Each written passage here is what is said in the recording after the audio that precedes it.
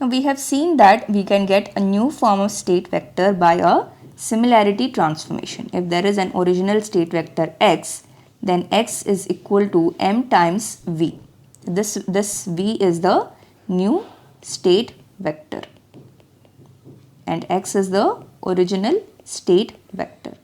Now we have seen that M is the transformation matrix, and depending on the kind of matrix that we choose, we get different kinds of state vectors. Okay, so we will discuss a few of the useful forms here.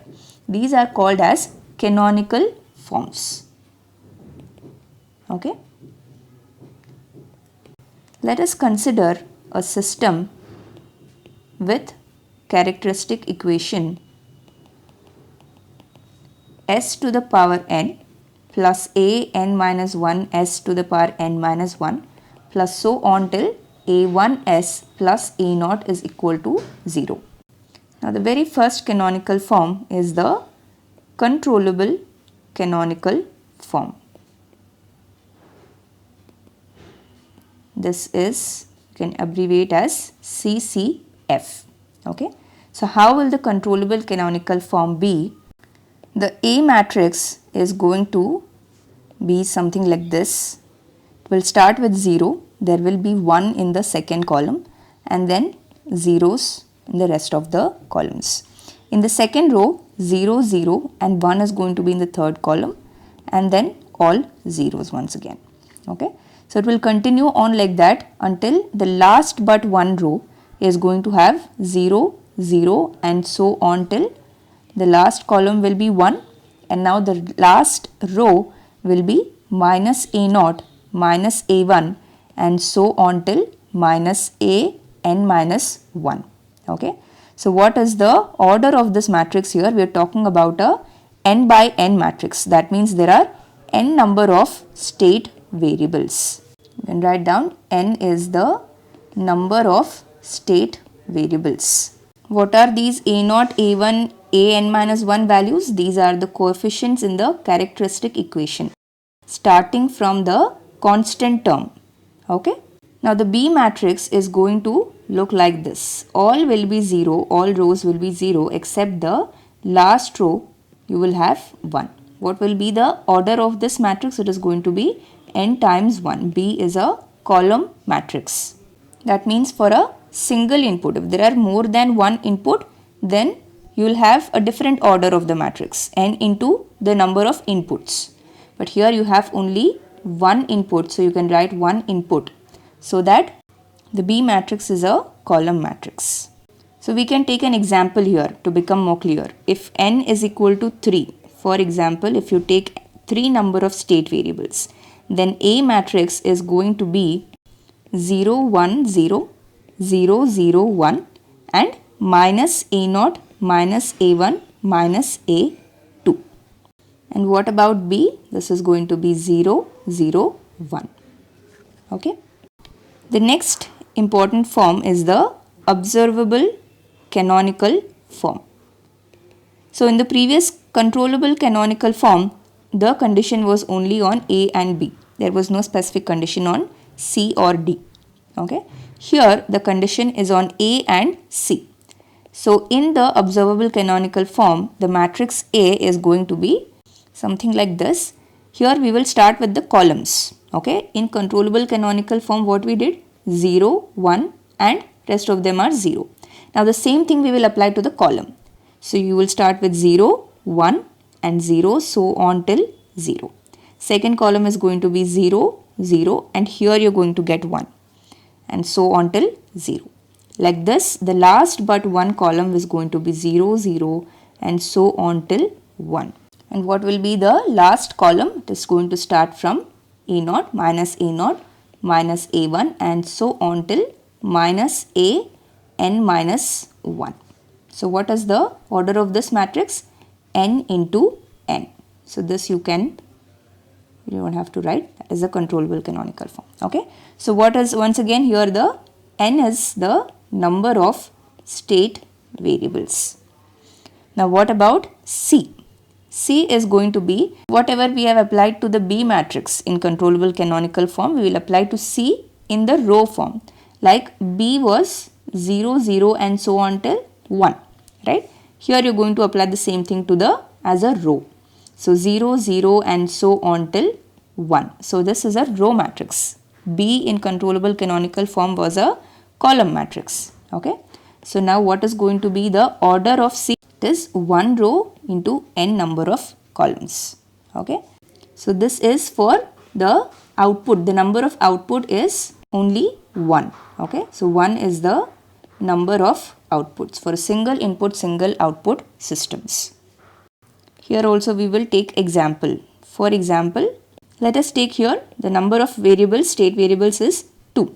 Then what will be the matrix A? This is going to be 0, 1 and this is going to be minus A0 minus A1, 2 by 2.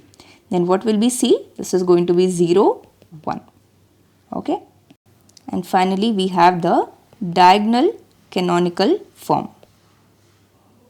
So here what is going to happen? The matrix A is going to be a diagonal matrix. A is equal to x1, 0 and so on till 0, 0, x2 so on till 0 and the last row is going to be 0 and so on till xn. Okay. So what is the order of this matrix? We are taking for n number of state variables. So the order of matrix A is going to be n by n. N is number of state variables. Let us discuss a bit more about the diagonal canonical form. Let us say the matrices A, B, C and D are known and A is not yet in the diagonal canonical form. Okay. So not yet diagonal canonical form. Then how can you directly get? There is a shortcut. I will tell the long procedure as well, but first we will see what is the shortcut. The diagonal canonical form you can get by the use of eigenvalues of A. So that means if you take lambda 1, lambda 2, lambda 3 and so on to be the eigenvalues of A, then diagonal canonical form is simply going to be lambda 1, 0, 0, 0, 0 and lambda 2, the other elements will be 0. Finally, the last row is going to be 0 and so on till lambda n. Now this is the case when the eigenvalues are distinct. That means none of the eigenvalues are equal to each other. This is for distinct eigenvalues. Now when there is a case of repeated eigenvalues, then you're not going to be getting a diagonal canonical form. Instead you will be getting what we call as the Jordan canonical form. Okay, so how is that going to be like? Let the eigenvalues be eigenvalues of A be lambda 1 and lambda 1. That means 3 roots are same. And next is lambda 2, lambda 3. Then the Jordan canonical form is going to look like the diagonal elements anyways lambda 1 will be present, all of the eigenvalues. So lambda 1, lambda 1, lambda 1 and then lambda 2, lambda 3. Okay. Now you can just draw 2 lines here. Okay. Now this is sometimes referred to as a Jordan block. You will have 3 Jordan blocks. Okay. So the first block you will have 1 here and the other element will be 0. In the second row 0 you will have, after lambda 1 you will have a 1 and this is 0 and 0. So you can see that after the eigenvalue you are getting a 1 both in the first row and the second row. In third row anyways after lambda 1 there is no other element. In this block, in this Jordan block, in the matrix there will be other elements. Okay. So now the rest of the elements will simply be 0. You can just fill them up. 0, 0, 0. Here also 0, 0, 0. Okay. So here you can call this is another Jordan block and finally this is another Jordan block. This is one Jordan block, lambda 2 is another one, lambda 3 is another one. Now we will see what is the actual procedure to get the diagonal and Jordan canonical forms. Let us consider a system which are having the matrices A, B, C and D. Then the first step would be to find out the eigenvalues of A, matrix A. And the second step is to find out the eigenvectors. Okay. So let us take the eigenvalues to be lambda 1, lambda 2 and so on till lambda n. For n number of state variables, you will get n by n matrix and n eigenvalues you are going to get. Similarly, eigenvectors will be p1, p2 and so on till pn. Okay. Now the transformation matrix M is simply going to be p1, p2 and so on till pn. Okay. Because each of the eigenvectors will be of order n by 1, n number of rows and 1 column. So it is a column matrix. So now here P1 will contain the entire eigenvector which is n by 1.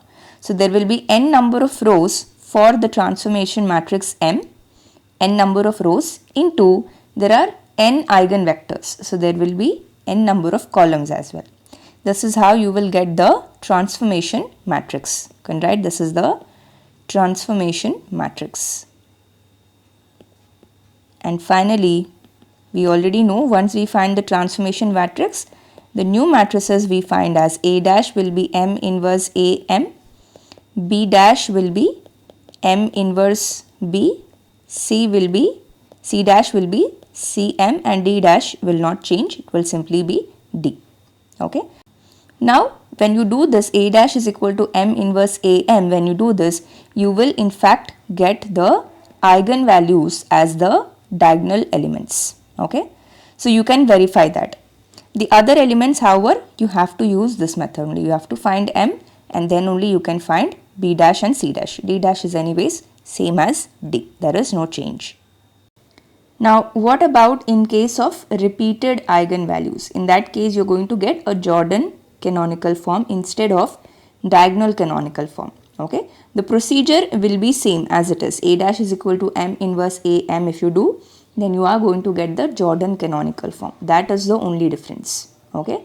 So you can write if eigenvalues are distinct, then A dash will be in diagonal canonical form, DCF is diagonal canonical form, and the eigenvalues will form the diagonal elements.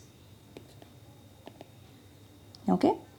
But if not, if the eigenvalues are repeated, some of the eigenvalues if they are repeated, then A dash will be in Jordan canonical form. JCF is Jordan canonical form. Okay.